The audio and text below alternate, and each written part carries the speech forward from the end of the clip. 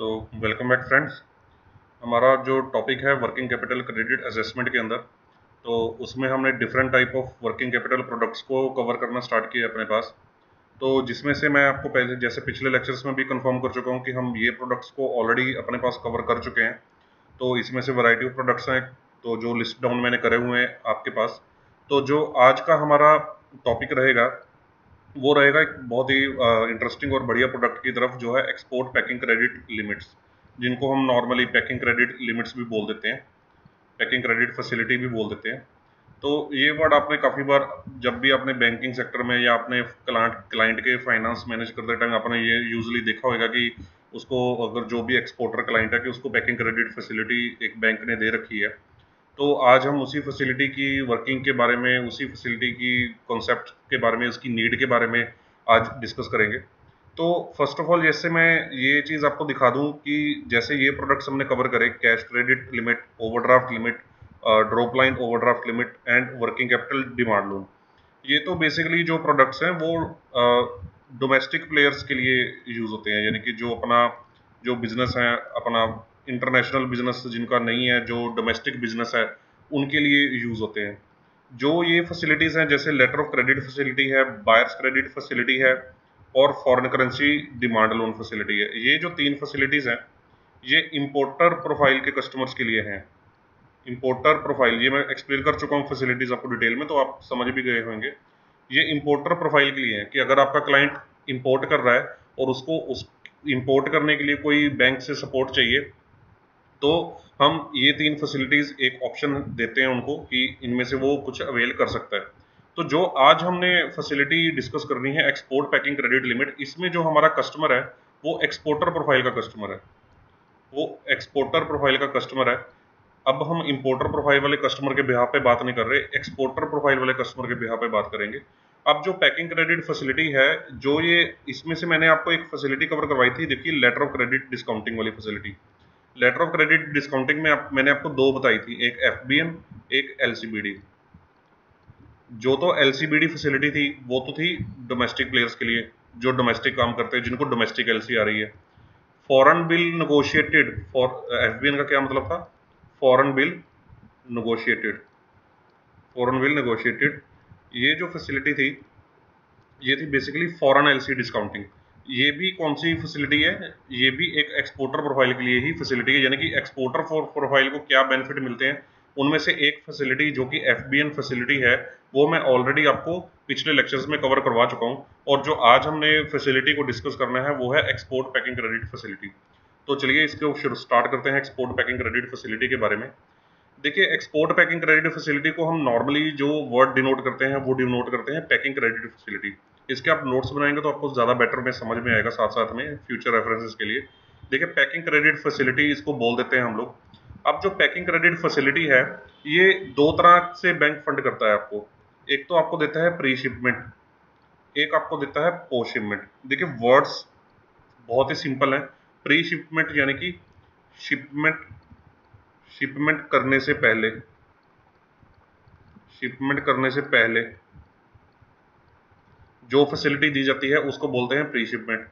Post shipment होती है shipment करने के बाद, शिपमेंट करने के बाद। जो शिपमेंट करने के बाद फैसिलिटी दी जाती है उसको बोलते हैं हम पोस्ट शिपमेंट फैसिलिटी। ठीक है, तो जो वर्ड शिपमेंट वर्ड हमने यहाँ पे यूज किया। अब आप पूछेंगे कि सर शिपमेंट का क्या डॉक्यूमेंट्री प्रूफ है, हमको कैसे पता लगेगा कि शिपमेंट हो गई है या नहीं हो गई है? ये भी मैं आपको प्रीवियस वीडियोस में कवर करवा चुका हूँ। शिपमेंट का सबसे बढ़िया प्रूफ और सबसे बेस्ट प्रूफ क्या होता है? Bill of lending. अगर आपने बाय सी एक्सपोर्ट किया है तो बिल ऑफ लेडिंग, अगर आपने बाय एयर किया है तो एयरवे बिल, राइट। तो शिपमेंट का प्रूफ होता है bill of lending and airway bill. Bill of lending पे जो डेट आ रही होगी, जो डेट आ रही होगी वो डेट मानी जाती है शिपमेंट डेट, वो डेट मानी जाती है शिपमेंट डेट। यानी कि bill of lading, pre pre bill of lading जो फैसिलिटी है उसको बोलते हैं प्री शिपमेंट वाली। और जो बिल ऑफ लेडिंग जनरेट होने के बाद post bill of lending facility है उसको बोलते हैं पोस्ट शिपमेंट फैसिलिटी। उसको बोलते हैं हम लोग post shipment facility. Pre bill of leading हो गया प्री शिपमेंट फैसिलिटी, और पोस्ट बिल ऑफ लीडिंग हो गया पोस्ट शिपमेंट फैसिलिटी। आज इन दो पार्ट्स में से आज जो हम कवर करने जा रहे हैं वो है हमारे पास प्री शिपमेंट फैसिलिटी। आज हम प्री शिपमेंट यानी कि प्री बिल ऑफ लीडिंग की जो फैसिलिटी है इसके बारे में आज कवर करेंगे। बाकी जो सेकंड पार्ट है उसको हम कवर करेंगे अपने नेक्स्ट लेक्चर के अंदर। तो वैसे मैं आपको बता देता हूँ जस्ट एक जनरल अंडरस्टैंडिंग के लिए कि जो पोस्ट शिपमेंट फैसिलिटी है इसको तीन पार्ट्स में डिवाइड किया जाता है, एफबीडी, एफबीएन एंड एफबीपी। अब देखिए एफबीएन फैसिलिटी मैं आपको कवर करवा चुका हूँ ऑलरेडी, एफबीएन फैसिलिटी ऑलरेडी कवर्ड है, ऑलरेडी कवर्ड है ये फैसिलिटी। एफबीएन में कौन सी फैसिलिटी थी जो हमने यही वाली करी थी, लेटर ऑफ क्रेडिट की discounting. Letter of credit discounting ही एफबीएन फैसिलिटी है। ये एक पोस्ट शिपमेंट फाइनेंस का ही एक तरह से एक टाइप है। इसको हम ऑलरेडी कवर कर चुके हैं, तो इसको नेक्स्ट लेक्चर में थोड़ा सा जस्ट 1-2 मिनट के लिए मैं ब्रीफ कर दूंगा। इसकी ज़्यादा डिटेलिंग में मैं नेक्स्ट लेक्चर में नहीं जाऊँगा। तो आज का जो हमारा टॉपिक है वो सिंपल किस पे फोकस्ड है, प्री शिपमेंट फाइनेंस के ऊपर फोकस्ड है। तो इसको स्टार्ट करते हैं pre shipment packing credit facility को। देखिए pre shipment packing credit facility जो है ये जब स्टार्ट हुई थी तो आरबीआई ने एक स्लोगन जैसे बोल देते हैं, एक वर्ड जो लाइन स्टेटमेंट बोली थी आरबीआई ने क्या स्टेटमेंट बोली थी कि कोई भी एक्सपोर्टर जो है अपनी, देखिए भारत एक्सपोर्ट को प्रमोट करना चाहता है ताकि फॉरेन करेंसी इंडिया में आए और मैक्सिमम से मैक्सिमम हमारे पास रिजर्व बने फॉरेन करेंसी का। तो आरबीआई कह रहा था कि कोई भी एक्सपोर्टर है या जो कोई भी आपको फॉरेन करेंसी से एक्सपोर्टर ऑर्डर आया है वो इस वजह से नहीं रुकना चाहिए कि आपके पास उसको पूरा करने के लिए पैसा ना हो। कल को आप बोलें कि भाई मेरे पास एक्सपोर्ट ऑर्डर था, कंफर्म्ड एक्सपोर्ट ऑर्डर था और मैं उस एक्सपोर्ट ऑर्डर को इसलिए नहीं पूरा कर पाया क्योंकि मेरे पास फाइनेंस की कमी थी, तो कहते हैं कि इस वजह से वो एक्सपोर्ट ऑर्डर सफर नहीं होना चाहिए, ठीक है, due to non availability of funds. तो कहते हैं कि हम बैंक्स को गाइड करेंगे कि जो आपको जो भी ये एक्सपोर्ट के लिए पैसा चाहिए उसके लिए फैसिलिटीज बना के दें ताकि आपको पैसे की कमी ना रहे एक्सपोर्ट करने के लिए। तो जो फैसिलिटीज इसके लिए बनाई गई उनको हम बोलते हैं पैकिंग क्रेडिट फैसिलिटीज, ठीक है। तो दो पार्ट्स में डिवाइड किया। आज हमने प्री शिपमेंट डिस्कस करना है। तो आज सबसे पहले इसका जो है अभी हम पहले कंसेप्ट समझ लेते हैं कि इसका बनाने का क्या कंसेप्ट है और क्यों जरूरत पड़ती है इसकी। तो कंसेप्ट डिस्कस कर लेते हैं आज पहले प्री शिपमेंट फैसिलिटी का। तो देखिए प्री शिपमेंट फैसिलिटी जो है, सबसे पहले ध्यान रखिए आप कि जब भी कोई फैसिलिटी का स्टार्ट करना है हमने, जब भी फैसिलिटी स्टार्ट करनी है ये वाली, तो ये प्री शिपमेंट फैसिलिटी है। प्री शिपमेंट मींस शिपमेंट होने से पहले, यानी कि इस डेट से पहले वाली, यहाँ से शिपमेंट से पहले वाली, ठीक है। तो मान लीजिए ये देखिए एक फॉरेन कंट्री है जिसके अंदर इंपोर्टर है मिस्टर डेविड। उसने सबसे पहले, जब इंपोर्टर और एक्सपोर्टर का बिजनेस होता है तो सबसे पहले क्या होता है कि वो ऑर्डर प्लेस करेगा, आपके पास ऑर्डर प्लेस करेगा। मान लीजिए कि आपका गारमेंट्स बनाने का बिजनेस है, आप गारमेंट्स मैन्युफैक्चरिंग करते हैं, राइट, आप गारमेंट्स मैन्युफैक्चरिंग करते हैं। तो मिस्टर डेविड ने आपको ऑर्डर दे दिया कि भाई मेरे को 100 टी शर्ट्स चाहिए, ठीक है। और उसने एक्सपोर्ट ऑर्डर में लिख दिया कि मेरे को ये जो टी शर्ट्स हैं आप 3 मंथ्स के अंदर शिपमेंट कर दीजिए, इसकी 3 मंथ्स के अंदर शिपमेंट कर दीजिए। या उसने जो भी आपकी टर्म्स डिसाइड हुई, कुछ भी टर्म्स हो सकती हैं, 6 मंथ्स हो सकता है, 3 मंथ्स हो सकता है, नॉर्मली इतना ही पीरियड रहता है, ठीक है। तो आपकी जो भी टर्म्स है वो डिसाइड होगी कि 100 टी शर्ट्स आप बना के हमको दे दीजिए। अब देखिए, अब मिस्टर ए की ये फैक्ट्री है, अब मिस्टर ए ने 100 टी शर्ट्स बनाने का जो ऑर्डर है वो प्रोसेस करना है, राइट। तो प्रोसेस करने के लिए उसको देखिए क्या क्या खर्चा करना पड़ेगा उसको। मान लीजिए वो मैन्युफैक्चरर है, तो वो सबसे पहले क्या करेगा, तो सबसे पहले वो अपना उसको बाय करेगा, रॉ मटेरियल जो उसका है, basically cloth, for example cloth से स्टार्ट करते हैं कि वो क्लॉथ को बाय करेगा। क्लॉथ को बाय कर लिया तो वो आपका स्टॉक हो गया क्लॉथ, ठीक है। स्टॉक के बाद उस क्लॉथ के ऊपर मैन्युफैक्चरिंग एक्सपेंसेस इंकर करेगा, मैन्युफैक्चरिंग एक्सपेंसेस जब सारे मशीनरी के, सारे लेबर के, जो भी फैक्ट्री के रनिंग एक्सपेंसेस हैं वो सारे मैन्युफैक्चरिंग एक्सपेंसेस इसके ऊपर ऐड होंगे। ये सारा मैन्युफैक्चरिंग एक्सपेंसेस भी आपकी स्टॉक की वैल्यू के अंदर ऐड होते जाएंगे। तो जब मैन्युफैक्चरिंग एक्सपेंसेस इनकर कर लेगा, उसके बाद आपकी जो है इन बिटवीन जो है ये वर्क इन प्रोग्रेस, ये जो स्टॉक है, जो रॉ मटेरियल का स्टॉक था, ये किस में कन्वर्ट हो जाएगा, वर्क इन प्रोग्रेस वाले स्टॉक में कन्वर्ट हो जाएगा। ठीक है, तो जब उसके बाद क्या हो जाएगा, ये फिनिश्ड हो जाएगा, तो ये फिनिश्ड स्टॉक में कन्वर्ट हो जाएगा। अब ये फिनिश्ड स्टॉक में जो 100 टी शर्ट्स का उसने फिनिश्ड स्टॉक बना के दिया है, 100 टी शर्ट्स का जो फिनिश्ड स्टॉक बना के दिया है, ठीक है, तो ये इसके पास फिनिश हो गया। तो मान लीजिए 3 महीने में फिनिश हो गया है, जो भी इनकी डेडलाइन थी, जो भी उसका टाइमलाइन था, 3 महीने में इसको फिनिश हो गया। फिर उसको पैकिंग करेगा, फिर उसकी ट्रांसपोर्टेशन करेगा, ट्रांसपोर्टेशन होके कस्टम क्लियरेंस करवाएगा, तो ये सारे खर्चे उसके इंक्लूड होंगे, राइट। ये सारे खर्चे भी तो उसके होंगे ना। तो जब अब वो क्लॉथ बाय करने का भी उसका हैवी एक्सपेंडिचर होएगा, मैन्युफैक्चरिंग पे उसका इलेक्ट्रिसिटी है, मशीन रनिंग है, सैलरीज हैं एम्प्लॉय की, और भी 36 तरह के खर्चे हो सकते हैं उसके, वो सारे खर्चे उसके होंगे। फिर उसको सारी इन्वेंट्री मेंटेन करनी पड़ेगी, स्टोरेज कॉस्ट है, पैकिंग है, ट्रांसपोर्टेशन है, ये सारी कॉस्ट उसकी इनकर होनी है। और उसको सपोर्ट ज़्यादा से ज़्यादा क्या मिलेगा कि जो उसके क्रेडिटर्स हैं या जो उसके इम्प्लॉयज़ हैं, उनको यहाँ से उसको क्रेडिटर्स से सपोर्ट मिल सकता है। एक आध महीने का, मान लीजिए 1 महीने का सपोर्ट मिल गया यहाँ से क्रेडिटर से, उन्होंने बोला कि चलो 1 महीने बाद पेमेंट कर लेना। पर फिर भी उसको जितने उसको अभी तो देखिए, ये 100 टी शर्ट्स उसको बनाने में पहले तो 3 मंथ्स लग गए, पहले तो 3 महीने उसको 100 टी शर्ट्स बनाने में लग गए।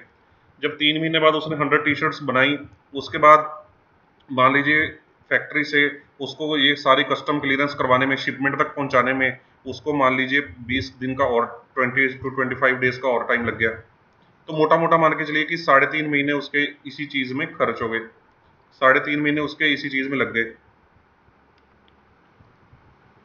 3.5 महीने लग गए यहाँ पे। तो जब शिपमेंट करेगा तो फिर शिप भी आगे यहाँ पे देखिए 15 दिन तक पहुंचेगी, 15 दिन मान लीजिए उसको पहुंचने में लगते हैं।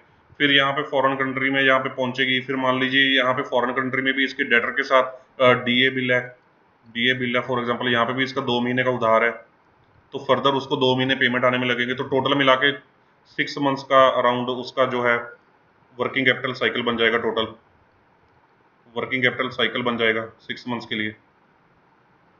ठीक है, तो इतनी देर में अगर मान लीजिए ये ऑर्डर प्लेस हो रहा था, अभी वो ये ऑर्डर प्रोसेस कर रहा था, मान लीजिए कोई मिस्टर रिचर्ड कोई और उसके कस्टमर आ गए, उन्होंने इसको बोल दिया कि मेरे को 100 टी शर्ट्स और भेजो, 100 टी शर्ट्स भी मेरे को भी भेज दो।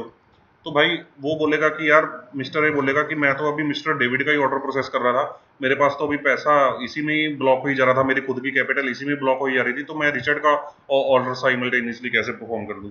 तो इस तरह से उसकी जो वर्किंग कैपिटल जो ब्लॉक हो गई है, तो उसको वर्किंग कैपिटल को सपोर्ट करने के लिए बैंक से फंडिंग की ज़रूरत है, बैंक से फंडिंग की ज़रूरत है। तो बैंक को बोलेगा, जैसे उसका फॉर एग्जांपल ये कोटक महिंद्रा बैंक है, ये कोटक महिंद्रा बैंक है, तो वो अपने बैंक को बोलेगा कि भाई साहब कि मेरे पास देखिए ये कन्फर्म्ड ऑर्डर है, ये कन्फर्म्ड ऑर्डर है, ये कन्फर्म्ड ऑर्डर है, ठीक है।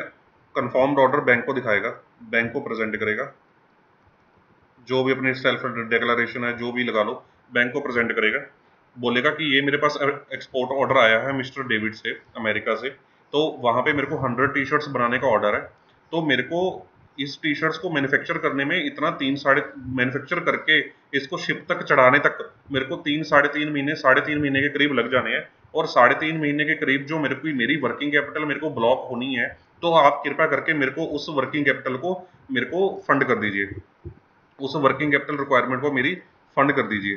तो जब वो इस तरह से बैंक से बात करेगा, तो बैंक क्या बोलेगा कि ठीक है, हम आपकी जो रिक्वायरमेंट है वो है शिपमेंट करने से पहले जो आपका खर्चा हुआ, प्री शिपमेंट जो एक्सपेंसेस हो रहे हैं, प्री शिपमेंट जो एक्सपेंसेस हो रहे हैं, वो आप बेसिकली बेयर नहीं कर पा रहे हैं, वो बेसिकली आप बेयर नहीं कर पा रहे हैं, उनको सपोर्ट करने के लिए आपको पैसे की ज़रूरत है। तो हम आपको प्री शिपमेंट फाइनेंस जो कि एक पैकिंग क्रेडिट फैसिलिटी है, pre shipment packing credit facility, ये आपको ऑफर कर देते हैं। बैंक उसको बोलेगा pre shipment packing credit facility हम आपको ऑफर कर देते हैं।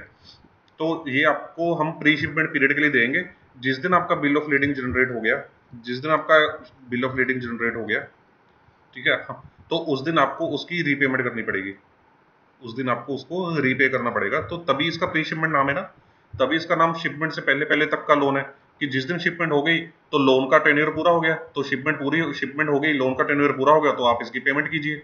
ठीक है, वो बाद में देखेंगे कि उसको पेमेंट तो बाद में आनी है जी, ये उसके लिए तो फिर पोस्ट शिपमेंट फैसिलिटी बनी है ना, उसके लिए पोस्ट शिपमेंट फैसिलिटी बनी है, वो हम नेक्स्ट लेक्चर में समझेंगे। अभी के फिलहाल आप इस चीज़ को ऐसे समझिए कि प्री शिपमेंट फैसिलिटी है तो शिपमेंट होनी है उसकी, तो जब शिपमेंट हो गई तो तब उसको उसकी ड्यू डेट खत्म है, उसको तब बैंक उतने टाइम के लिए पैसा उधार दे देगा। फॉर एग्जांपल 3.5 महीने का उसका साइकिल एडजस्ट हुआ था प्री शिपमेंट का, तो बैंक ने 3.5 महीने के लिए लोन दे दिया, तो 3.5 महीने के बाद उसको जब शिपमेंट होगी तो उसको 3.5 महीने के अंदर अंदर इसको लोन को नॉक ऑफ करना पड़ेगा। अगर 3.5 महीने के अंदर लोन को नॉक ऑफ नहीं करता तो ये लोन उसका ओवरड्यू में स्टैंड कर जाएगा, तो ये लोन उसका ओवरड्यू में स्टैंड कर जाएगा, राइट। तो एक तो ये इसका टाइप हो गया, एक सेकंड,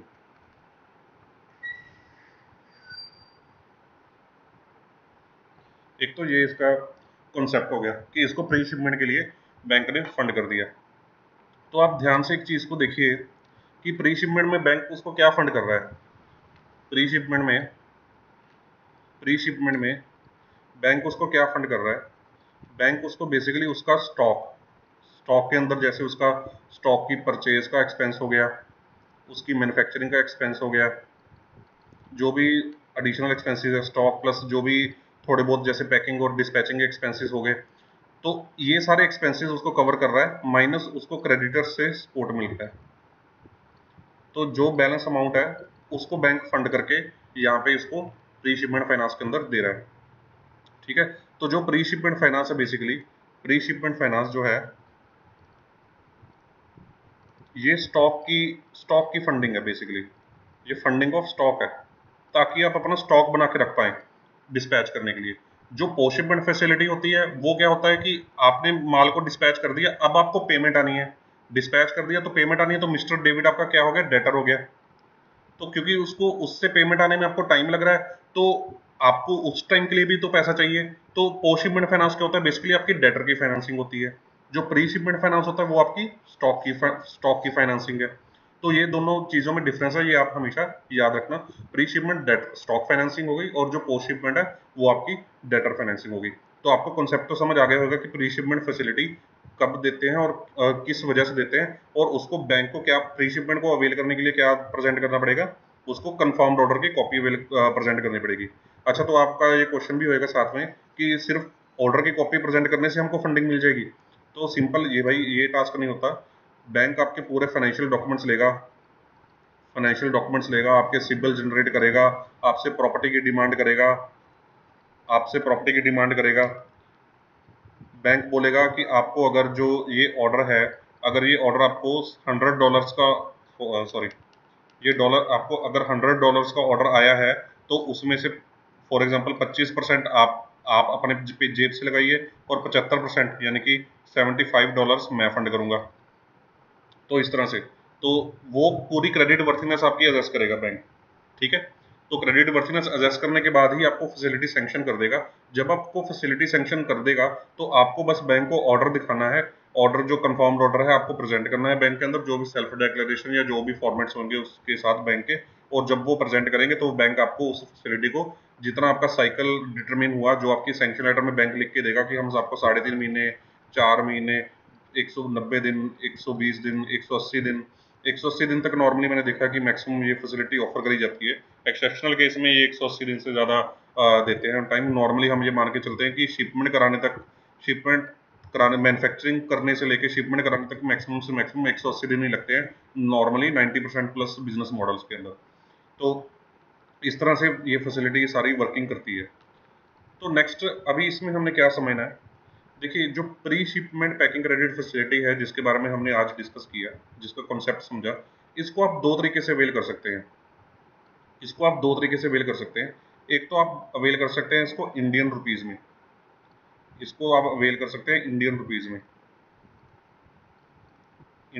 में, मतलब कि फॉर एग्जांपल आपके पास ऑर्डर आया $100 का, ऑर्डर आया। अब मैं मार्जिन की बात नहीं कर रहा कि 25% आपका मार्जिन है, 75% बैंक देगा। सिंपल समझिए कि $100 का ऑर्डर आया और आपने बोला कि मेरे को जो पैकिंग क्रेडिट फैसिलिटी है वो इंडियन रुपीज़ में चाहिए। तो ₹100 अगर 75 रुपीज़ का डॉलर है, $1 अगर 75 रुपीज़ का है, तो आपको ये बैंक कितने अकाउंट में क्रेडिट कर देगा? आपको 7500 रुपये आपके अकाउंट में क्रेडिट कर देगा। तो जो आपका प्री शिपमेंट का अकाउंट है, प्री शिपमेंट का एक अलग अकाउंट खुल जाएगा, एक अकाउंट ओपन हो जाएगा। तो उसके अंदर बैंक डिसबर्समेंट ऐसे डेबिट कर देगा, डिसबर्समेंट प्री शिपमेंट की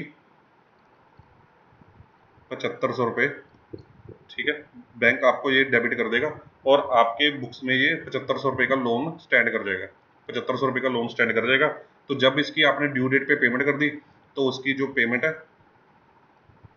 आ जाएगी, तो ये 7500 रुपये नॉक ऑफ हो जाएंगे, राइट। तो इस तरह से ये वर्क करेगा। तो INR में होता है कि आपको ये इंडियन रुपीज़ में दे दिया, ठीक है। तो उसके बाद दूसरा ऑप्शन क्या है कि आप इसको किस में वेल कर सकते हैं? फॉरेन करेंसी में भी वेल कर सकते हैं, फॉरेन करेंसी में भी वेल कर सकते हैं। फॉरेन करेंसी में कैसे?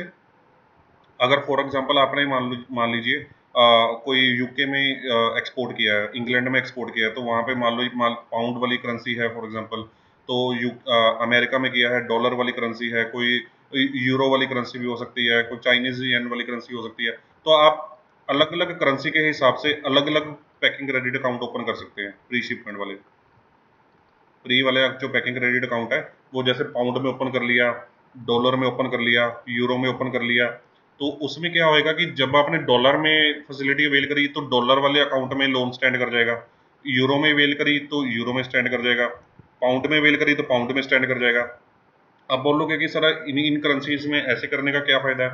तो इन करेंसीज में ऐसे करने का ये फ़ायदा होता है, वो फ़ायदा ये होता है कि देखिए, फ़ायदा क्या है कि आप इसको भी समझ लीजिए एक बार, कि जब भी आप लोन फॉरेन करेंसी में लेते हैं,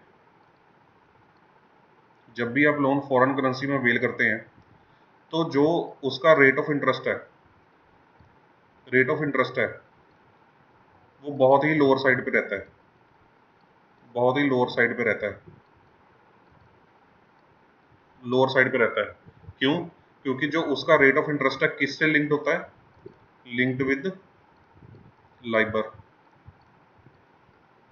लंडन इंटरबैंक रेट करके होता है, इसके बारे में एक अलग वीडियो में बनाऊंगा। इससे लिंक्ड होता है। जैसे ये फॉर एग्जांपल 0.35% चल रहा है लाइबर आज की डेट में, तो बैंक उसके ऊपर अपना 2-2.5% का स्प्रेड लगाता है। जैसे 2.5% का स्प्रेड लगा लिया बैंक ने, अपना 2.5% का स्प्रेड लगा लिया, तो आपको ये लोन सिर्फ मिल जाएगा 2.85% ROI के। तो बहुत ही सस्ते रेट पे लोन मिलता है, बहुत ही सस्ते रेट पे। तो यही फायदा होता है pre shipment packing credit facility foreign currency में लेने का, कि आपको ये लाइबर बेस्ड लिंक्ड रहती है और इसको जो रेट ऑफ इंटरेस्ट है बहुत ही लोअर साइड पे रहता है। तीन से नॉर्मली 3 से 4% पर एनम की आपकी कॉस्टिंग आती है, टोटल कॉस्टिंग आती है इसको अवेल करने की। तो आप नॉर्मल लोन भी मार्केट से उठाने जाएंगे, जैसे आप नॉर्मली एक कार लोन भी उठाने जाते हैं, तो आपने देखा होगा कि 7.5-8% तक के रेट ऑफ इंटरेस्ट पे लोन मिलते हैं। CC लिमिट्स वगैरह, अगर आप बहुत बढ़िया क्लाइंट है, बड़े क्लाइंट हैं, तो 7%, 6-90, ठीक ठाक है तो 8-8.5% तक फैसिलिटी मिलती है। और कहाँ ये जो फैसिलिटी आपको सारी 3-4% लोन के ऊपर मिल रही है। तो ये फॉरेन करेंसी में अवेल करने का फ़ायदा होता है। दूसरा, थोड़ा बहुत आपका जो एक्सचेंज रिस्क है वो हैज हो जाता है। एक्सचेंज रिस्क कैसे हैज हो जाता है? देखिए, आपने मान लीजिए $100 का अवेलमेंट कर लिया, $100 का अवेलमेंट कर लिया। अब आपने प्रीवियस स्लाइड में देखिए, आपने एक्सपोर्ट किया अमेरिका में, आपने एक्सपोर्ट किया अमेरिका में, तो मिस्टर डेविड जो है, आप मेरे को खुद बताइए, मिस्टर डेविड आपको पेमेंट डॉलर्स में करेगा या इंडियन रुपीज़ में करेगा? वो तो डॉलर्स में ही आपको पेमेंट करेगा ना। तो वो जो डॉलर्स में अगर पेमेंट करेगा, तो $100 अवेल किए, तो $100 की पेमेंट आ गई, तो सीधा यहाँ पे नॉक ऑफ हो गए, कोई बैलेंस बचा नहीं, कोई एक्सचेंज का रिस्क नहीं, कोई कुछ नहीं यहाँ पे पेमेंट के टाइम, राइट। पेमेंट तो आपको $100 की आनी है ना, चाहे वहाँ पे डॉलर उस टाइम 75 का चल रहा हो, चाहे 76 का चल रहा हो, चाहे जितने मर्जी का चल रहा हो। तो आपको जो उस टाइम की फ्लक्चुएशन का रिस्क कम रहता है। आपके जो $100 हैं वो 100 के 100 उसी टाइम उसी रेट पे नॉक ऑफ हो जाने हैं, ठीक है। तो ये चीज़ यहाँ पे रहती है। अब अगर आप इंडियन रुपीज़ में अवेल करते हैं, अगर आप इंडियन रुपीज़ में फैसिलिटीज़ को आप अवेल करते हैं, तो आपको जो रेट ऑफ इंटरेस्ट है वो इंडियन मार्केट के अकॉर्डिंग लगेगा, यहाँ पे जो रेट ऑफ इंटरेस्ट था ये तो फॉरेन मार्केट के अकॉर्डिंग था, लाइबर, ठीक है, जो एक कॉमन प्लेटफॉर्म है। यहाँ पे इंडियन मार्केट के अकॉर्डिंग जिसमें हम MCLR, रेपो रेट ये यूज करते हैं, इसको बेंचमार्क मार के चलते हैं। ये बेंचमार्क होते हैं अपने, इसके ऊपर स्प्रेड रहता है बैंक का। तो नॉर्मली ये जैसे आपको 7.5 to 8% के ROI के ऊपर फैसिलिटी इंडियन रुपीज़ में मिलती है, राइट।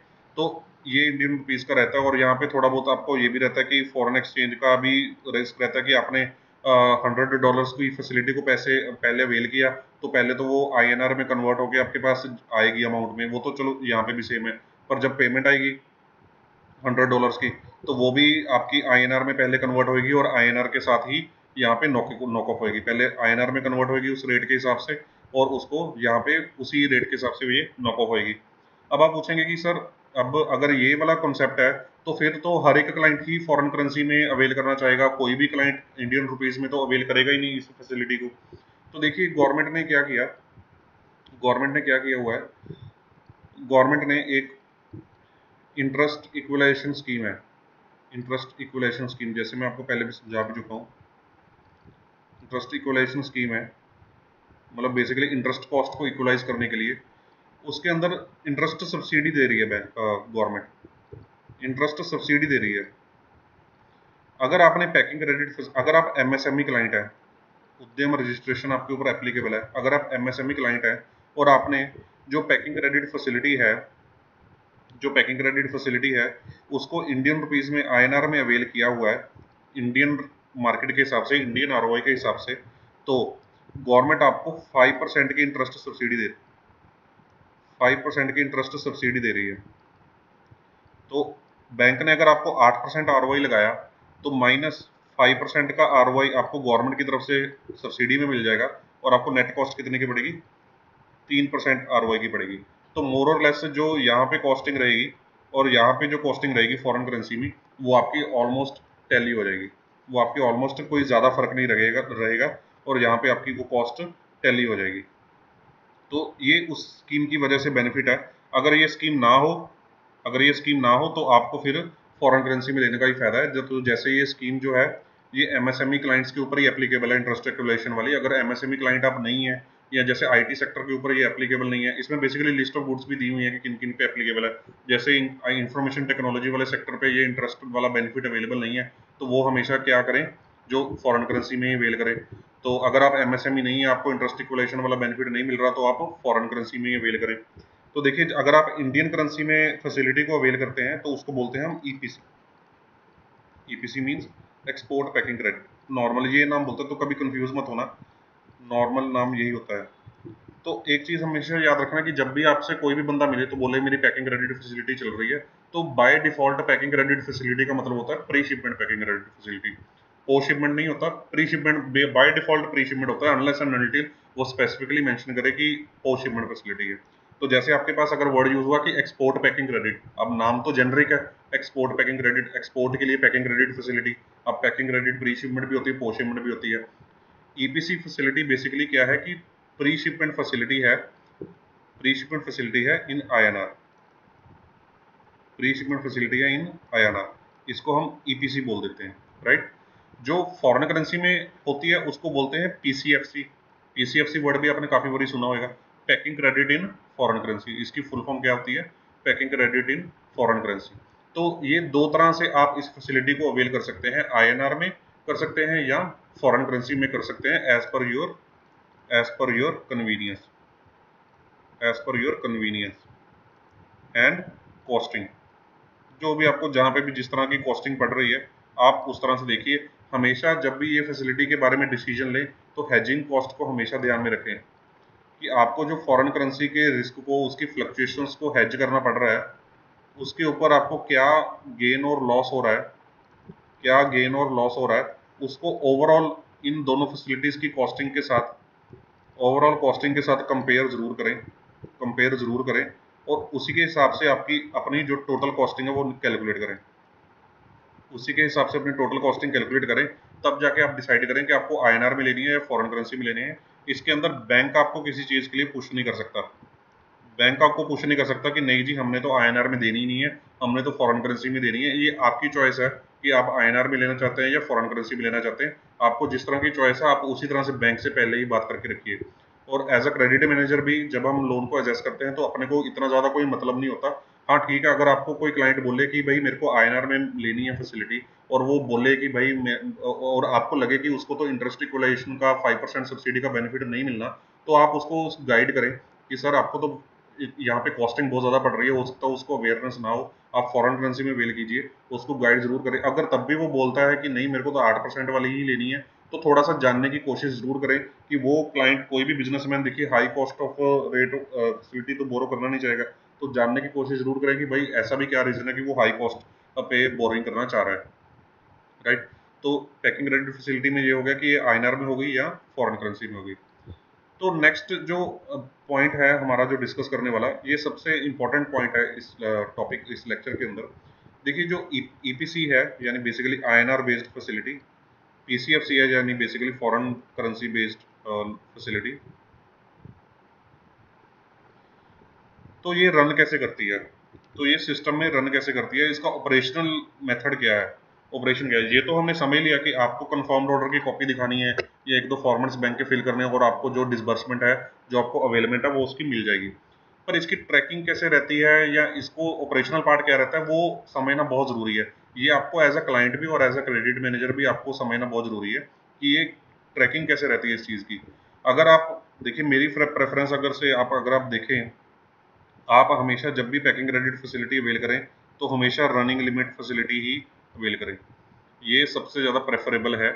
क्यों प्रेफरेबल है ये आपको थोड़ी देर में समझ में आ जाएगा। एज अ क्रेडिट मैनेजर भी आपको अपने बैंक की बुक्स को भी हेल्दी रखना है, तो आप अपने क्लाइंट्स को हमेशा इसी चीज़ के लिए पुश करें कि रनिंग लिमिट वाली फैसिलिटी अवेल कीजिए आप। अगर आप किसी केस पे कॉल ले रहे हैं तो उस केस में आप किसी केस मतलब कोई केस आपको ज़्यादा बढ़िया नहीं लग रहा है या क्लाइंट ज़्यादा डिमांडिंग लग रहा है, तो उसमें थोड़ा सा ऑर्डर बेस्ड फैसिलिटी के लिए आप पुश कर सकते हैं। थोड़ी देर में आपको कंसेप्ट क्लियर हो जाएगा कि मैं ऐसा क्यों बोल रहा हूँ। तो देखिए पहले समझ लेते हैं कि क्या है। देखिए इनकी ट्रैकिंग दो तरह से रहती है, ऑर्डर बेस्ड और रनिंग बेस्ड। तो सबसे पहले हम ऑर्डर बेस्ड को ही समझते हैं। सबसे पहले ऑर्डर बेस्ड की ट्रैकिंग को समझते हैं। Packing credit facility, packing credit facility जो कौन सी है हमारी, ऑर्डर बेस्ड है। अब इसमें क्या रहता है ऑर्डर बेस्ड में, कॉन्सेप्ट को समझिए कि कैसे ट्रैकिंग होती है। देखिए क्या होता है कि आपके पास एक्सपोर्टर ने आपके पास ऑर्डर प्लेस किया,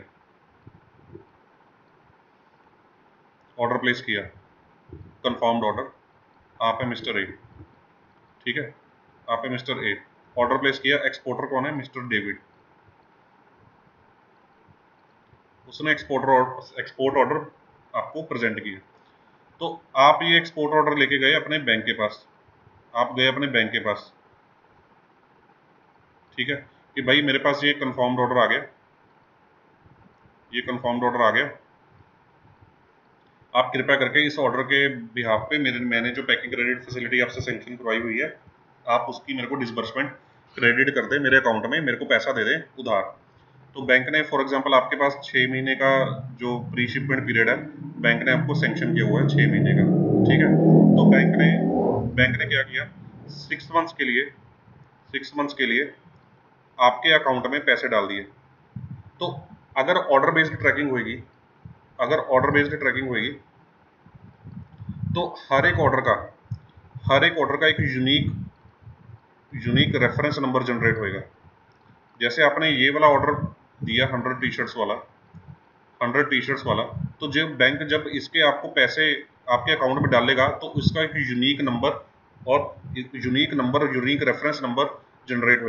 यूनिक रेफरेंस नंबर जनरेट होएगा ट्रैकिंग के लिए। फॉर एग्जांपल इसका नंबर जनरेट हो गया 1 2 3 4 5 6 7 8, एक यूनिक रेफरेंस नंबर जनरेट हो गया कि इस नंबर के अंडर मैंने उसको मिस्टर ए को, इस रेफरेंस नंबर के अंडर मैंने मिस्टर ए को $100 दे दिए। अब बैंक क्या करेगा, आपके इस ऑर्डर की ट्रैकिंग करेगा कि आपने इस ऑर्डर को फुलफिल किया या नहीं किया, इस ऑर्डर की पेमेंट आपको टाइमली आई या नहीं आई, ठीक है। तो $100 जब आपने इसको $100 का उसने आपको लोन दे दिया तो यूनिक रेफरेंस नंबर आपको जनरेट हो गया। तो ये $100 आपके लोन में स्टैंड कर गए बैंक की बुक्स में। अब बैंक इसको अलग से बिल्कुल डिफरेंटली मॉनिटर करेगा, ट्रैक करेगा, ठीक है, ट्रैक करेगा आपके रेफरेंस नंबर के थ्रू। अब मान लीजिए आपने ये एक्सपोर्ट ऑर्डर आपका जो जो है चल रहा है, ठीक है, आपका बिजनेस रनिंग में है, तो साइमल्टेनियसली आपको मिस्टर रिचर्ड है कोई, वो भी अमेरिका में रहते हैं, ये भी मिस्टर डेविड भी अमेरिका में है। मिस्टर रिचर्ड ने आपको $100 की पेमेंट सेंड कर दी, मिस्टर रिचर्ड ने आपको $100 की पेमेंट सेंड कर दी। तो मीनवाइल यहाँ पे 6 महीने पूरे होने वाले हैं। ये जो ऑर्डर था 1 2 3 4 5 6 7 8 वाला, इसके 6 महीने के लिए मिला था ना आपको ये लोन, तो 6 महीने इसके पूरे होने वाले हैं। बट किसी वजह से आप इस ऑर्डर को प्रोसेस करने में आपका डिले हो गया, किसी भी सर्कमस्टांस की वजह से आपका ये डिले हो गया, आपके यहाँ पे फ्लड आ गया, कुछ हो गया, ये आपका प्रोसेस डिले हो गया, आप ऑर्डर प्रोसेस नहीं कर पाए, या बायर ने कुछ ऑर्डर्स में चेंजेस कर दिए, कुछ भी लगा लो, ये कुछ वजह से डिले हो गया और 6 महीने में ये अभी पूरा नहीं हो पा रहा। तो आपको मीनवाइल मिस्टर रिचर्ड $100 भेजने के लिए तैयार है, जो एक अलग सेपरेट पर्सन है, ठीक है। तो ये $100 आपने बैंक को $100 देने हैं, आपने बैंक से $100 लिए हुए हैं, अब मिस्टर रिचर्ड आपको $100 देने को तैयार है, जो कि एक सेपरेट पर्सन है। तो आप बैंक से कह रहे हैं कि आप बैंक को बोल रहे हैं कि देखिए भाई, मैंने आपको $100 देने थे, मेरे पास $100 का इंतजाम भी है, $100 मेरे पास अरेंज्ड हैं मिस्टर रिचर्ड से, तो मैं आपको तो अपने $100 लेने से मतलब है, अब बैंक को बोलेंगे आपको तो मतलब है कि आपको $100 मिलने चाहिए, ठीक है, आप यही बोलेंगे एज अ क्लाइंट, ठीक है। तो आप बैंक को बोलेंगे $100, तो मिस्टर रिचर्ड के $100 आने वाले, कृपया करके आप उसके थ्रू इस $100 को नॉक ऑफ कर लीजिए, स्क्वायर ऑफ कर लीजिए, खत्म कर लीजिए। तो अगर आपका देखिए ऑर्डर बेस्ड ट्रैकिंग है, अगर आपके बैंक ने आपको ऑर्डर बेस्ड लिमिट की हुई है, तो बैंक आपको इस ट्रांजेक्शन के लिए ना कर देगा, आपको बैंक ना कर देगा। बैंक बोलेगा हमें तो पेमेंट किससे आनी चाहिए, मिस्टर डेविड से ही आनी चाहिए। अब चाहे मिस्टर डेविड आपको इस ऑर्डर के लिए पेमेंट करे, चाहे मिस्टर डेविड आपको किसी और ऑर्डर की एडवांस पेमेंट भेजे, जरूरी नहीं है इसी ऑर्डर की। देखिए एक सिंगल इसी ऑर्डर को ट्रैक कर पाना नियरली इम्पॉसिबल रहता है, क्योंकि नंबर और ऑर्डर का नंबर कुछ, जो ऑर्डर आता है जब, इसका नंबर कुछ और होता है, परफॉर्मा इनवॉइस का नंबर कुछ और होता है, तो डॉक्यूमेंट्स के ऊपर नंबर डिफरेंट हो सकते हैं, तो ऑर्डर के नंबर पे ऊपर ट्रैकिंग नहीं होती, ट्रैकिंग होती है मिस्टर डेविड की पेमेंट से। बैंक बोलेगा कि भाई मिस्टर डेविड को हमने डेविड के बिजनेस के लिए आपको लोन दिया था, आप हमें पेमेंट मिस्टर डेविड से ही चाहिए। अगर आपके $100 मिस्टर डेविड से नहीं आते, तो हम जो आपकी पैकिंग क्रेडिट है इसको ये मान लेंगे कि आपने इसको टाइम पे रीपे नहीं किया।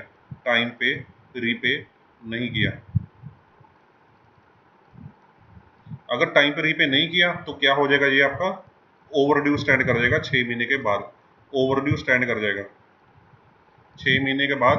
अगर आपने टाइम पे पेमेंट नहीं करी मिस्टर डेविड से, मिस्टर रिचर्ड से चाहे आपको $50,000 आ जाए, हमें कोई लेना देना नहीं है, हमें तो $100 मिस्टर डेविड से ही चाहिए।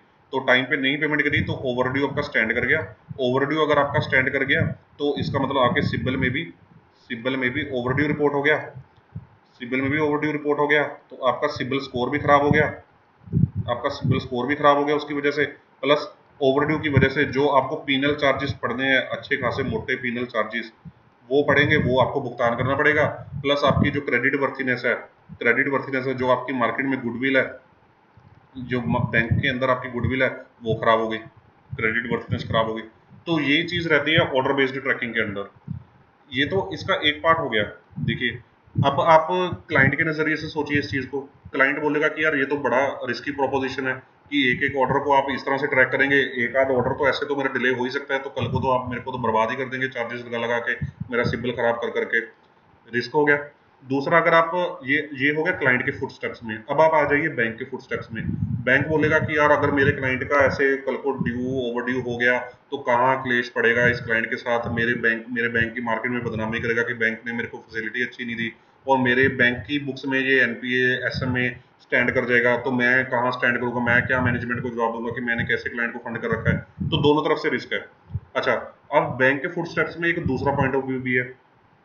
अगर आप ऑर्डर बेस्ड ऐसे लोन देते हैं क्लाइंट को, ऑर्डर बेस्ड देते हैं लोन, तो आपका क्लाइंट के ऊपर थोड़ा सा रोब ज़्यादा रहता है, रोब मतलब दबदबा आपका क्लाइंट के ऊपर, कंट्रोल लेवल थोड़ा ज़्यादा है एज अ क्रेडिट मैनेजर आपका कंट्रोल क्लाइंट पे ज़्यादा है, क्योंकि आप हर एक ऑर्डर की ट्रैकिंग कर रहे हैं, हर एक ऑर्डर की यूनिक रेफरेंस नंबर के थ्रू जनरेट करके उसकी ट्रैकिंग कर रहे हैं, तो आपका उसके ऊपर कंट्रोल फार बेटर है रेदर देन किसी और तरह की फंडिंग करने से। ठीक है, तो एक ये भी पॉइंट होता है।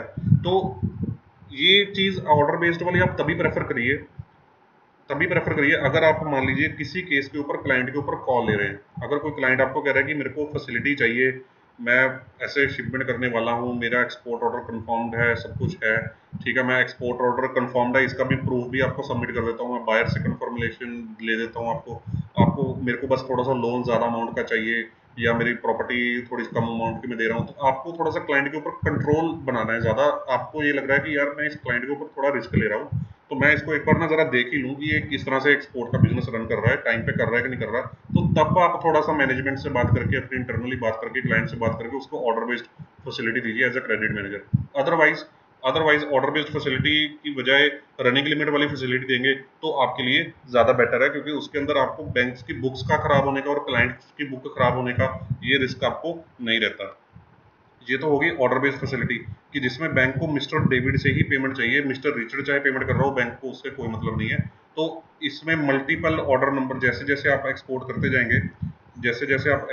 जाएंगे तो मल्टीपल ऑर्डर नंबर्स, ये जो यूनिक रेफरेंस नंबर मैंने आपको बताए थे, ये यूनिक रेफरेंस नंबर मल्टीपल आपके जनरेट होते चले जाएंगे इसके अंदर, right, multiple unique reference number generate होते जाएंगे।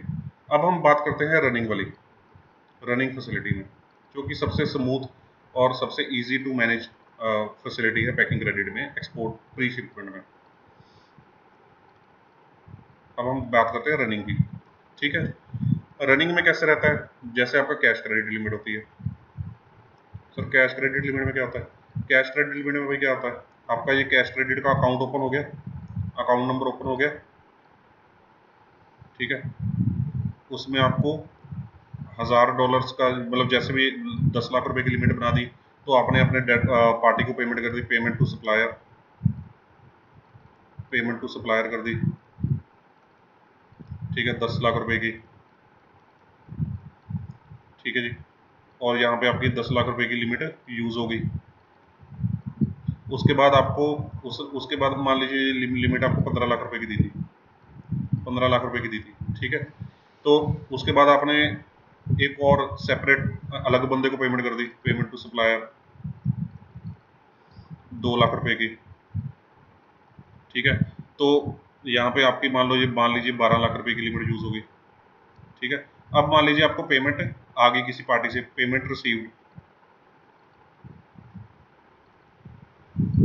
मान लीजिए आपको हो गई 5 लाख रुपए की, तो आपकी लिमिट कितनी रहेगी, 7 लाख रुपीज़ की यूज्ड। उसके बाद आपने फिर से पेमेंट कर दी किसी बंदे को, पेमेंट डन 1 लाख रुपए की, तो आपकी लिमिट 8 लाख रुपए यूज होगी। पेमेंट रिसीव्ड हो गई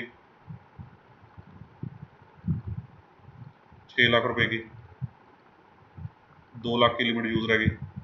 तो इस तरह से जैसे ये रन कर रही है ना, रनिंग है, कोई भी पेमेंट की सिंगल ट्रैकिंग नहीं है किसी भी पेमेंट के साथ, ठीक है।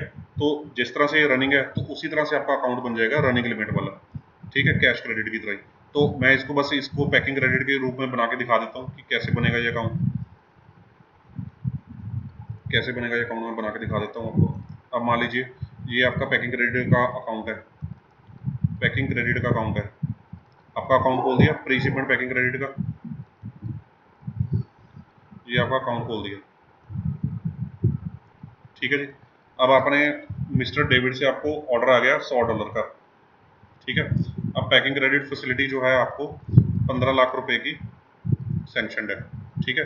तो आपको मान लीजिए आप INR में अवेल कर रहे हैं इसको सिंप्लिसिटी के लिए, ठीक है।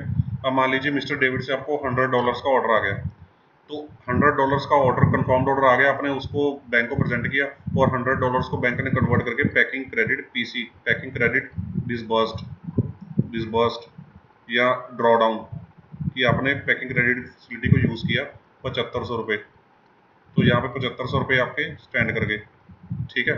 ये मान लीजिए 1 जुलाई 2021 को करा था और आपने पैकिंग क्रेडिट फैसिलिटी ने का जो बैंक ने आपको 3 महीने का साइकिल दिया है, 3 मंथ्स का साइकिल दिया है, ठीक है, 15 लाख की फैसिलिटी दी है। सिमिलरली फिर आपने मान लीजिए 20 जुलाई 2021 को ये जो पैकिंग क्रेडिट ड्रॉडाउन था ये डेबिट वाला लिया, ये डेबिट वाला लिया, ठीक है। उसके बाद आपने मान लीजिए 20 जुलाई को फिर से पैकिंग क्रेडिट डिसबर्स्ड या ड्रॉडाउन लिया, मान लीजिए 10,000 रुपये का, तो 17,500 यूज़ हो गई लिमिट, ठीक है। ये था रिचर्ड का, रिचर्ड ने कोई ऑर्डर भेजा था, आपने बैंक को प्रेजेंट किया, तो आपने इसको प्रेजेंट किया और आपका ये अवेलमेंट हो गया, ठीक है। उसके बाद मान लीजिए 31 अगस्त 2021 को आपने पैकिंग क्रेडिट का डिसबर्समेंट लिया, ड्रॉडाउन लिया, तो यहाँ पे मान लीजिए मिस्टर जेसन ने ऑर्डर भेजा था, और आपका जो पैकिंग क्रेडिट है यहाँ पे 20,000 रुपये ड्रॉडाउन ले लिया, तो यहाँ पे 37,500 आ गया, ठीक है। अब 37,500 आ गया, तो अब मान लीजिए ये 3 महीने के लिए मिलती है ना फैसिलिटी, तो 1 जुलाई यानी कि 1 जुलाई के बाद 3 महीने कब हो गए, जुलाई अगस्त सितंबर, 30 सितंबर को आइडली ड्यू डेट है डेबिट से पेमेंट आने की, तो क्योंकि आपकी रनिंग फैसिलिटी है तो मान लीजिए आपको 30 सितंबर को पेमेंट रिसीव्ड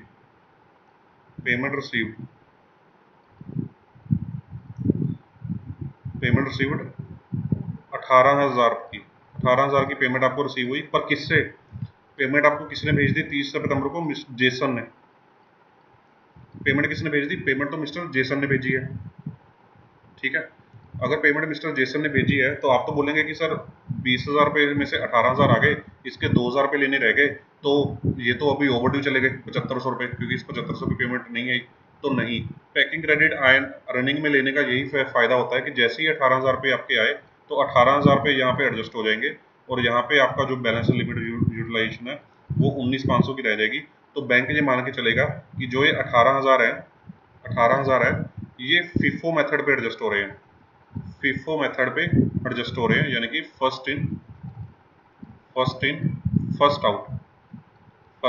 आउट, यानी कि जिसके पहले अवेलमेंट हुई थी उसके पहले आउट होंगे, तो 18,000 रुपये में से बैंक बोलेगा कि 7,500 रुपये डेबिट वाले खत्म हो गए, 10,000 रुपये रिचर्ड वाले खत्म हो गए, और 500 रुपये जेसन वाले खत्म हो गए, तो बैंक इस चीज़ को मान के चलेगा। अब आप बोलोगे सर ये तो गलत बात है, ऐसा थोड़ी होता है। देखिए जब रनिंग फैसिलिटी अवेलेबल होती है, तो ये तो मैंने जस्ट आपके लिए एग्जांपल लिया है डेविड, रिचर्ड और जेसन लिख के, जब रनिंग फैसिलिटी होना तब बैंक इस चीज़ को कहीं मेंशन ही नहीं करता कि कौन डेविड है, कौन रिचर्ड है, कौन जेसन है, बैंक इस चीज़ को मेंशन नहीं करता। ये तो बैंक्स की बुक्स ऑफ अकाउंट है, जो क्लाइंट अपनी बुक्स ऑफ अकाउंट मेंटेन कर रहा होगा, क्लाइंट की जो बुक्स होंगी फैक्ट्री में, तो क्लाइंट तो दिखाएगा ही ना कि मेरे को डेबिट से अभी पेमेंट नहीं आई, क्लाइंट तो दिखेगा ही इस चीज़ को। बट जो लोन फैसिलिटी है, लोन फैसिलिटी में ओवरड्यू जाने का रिस्क नहीं है, यहाँ पे ओवरड्यू का, पेनल्टी का, बुक्स खराब करने का, सिबिल खराब करने का, SMA रिपोर्टिंग करने का, वो रिस्क यहाँ पे बिल्कुल खत्म हो जाता है। बैंक को सिर्फ किस चीज़ से मतलब है, पेमेंट से मतलब है। जैसे जो कि मैं आपको पिछली एग्जाम्पल्स में भी समझा रहा था कि बैंक जो कह रहा था कि मेरे को जिसमें क्लाइंट बैंक को बोला था कि भाई आपको तो मैंने डेबिट को एक्सपोर्ट करने के लिए $100 अवेल किए थे, वो मैंने आपको 3 महीने बाद पे करने हैं, पर मेरे को जो पेमेंट है वो मिस्टर रिचर्ड से आ रही है $100 की, आपको तो अपने $100 से मतलब है ना, आप अपने $100 लीजिए और अपने ड्यूज को नॉक ऑफ कीजिए। तो इस चीज़ में पैकिंग क्रेडिट रनिंग बेस्ड में यही चीज़ का कंफर्ट रहता है।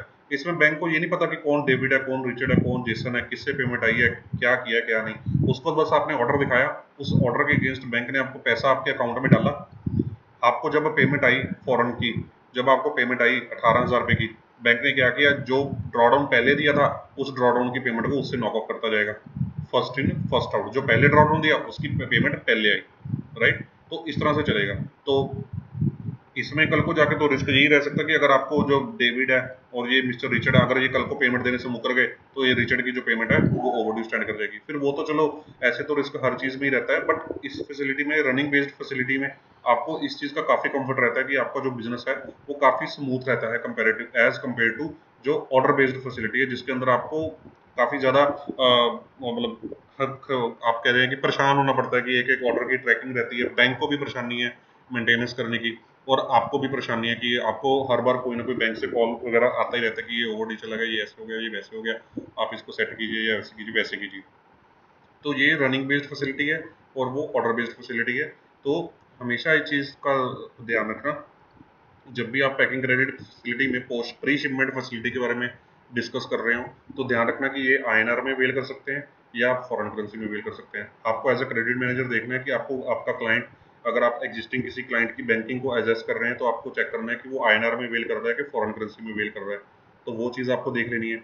उसके बाद आईएनआर और फॉरेन करेंसी के बाद अगर वो ऑर्डर बेस्ड कर रहा है, अगर मान लीजिए आप कोटक महिंद्रा बैंक में काम कर रहे हैं, आपके पास क्लाइंट आया आईसीआईसीआई बैंक का, और वो आईसीआईसीआई बैंक की सारी लिमिट्स वहाँ से शिफ्ट करके आपके पास लेके आना चाहता है, पर वो आईसीआईसीआई बैंक के पास जो फैसिलिटी है वो ऑर्डर बेस्ड ले रहा है, वो ऑर्डर बेस्ड ले रहा है, तो आपका एज अ क्रेडिट मैनेजर ये फर्ज बनता है चेक करने का कि आईसीआईसीआई ने उसको ऑर्डर बेस्ड में कितने टाइम का सेंक्शन दिया था। फॉर एग्जांपल 5 महीने का सेंक्शन दिया था 10 ईयर, तो वो 5 महीने में उसके जो ऑर्डर्स हैं वो टाइम पे नॉक ऑफ हो रहे हैं कि नहीं हो रहे हैं। अगर वो टाइम पे नॉक ऑफ नहीं हो रहे तो नेचुरली वो आईसीआईसीआई बैंक में बड़ी दिक्कत में फंसा हुआ होएगा, वहाँ पे उसको कभी ना कभी ओवरड्यू चार्जेस ये वो आपको देखने में उसकी स्टेटमेंट में मिल जाएंगे।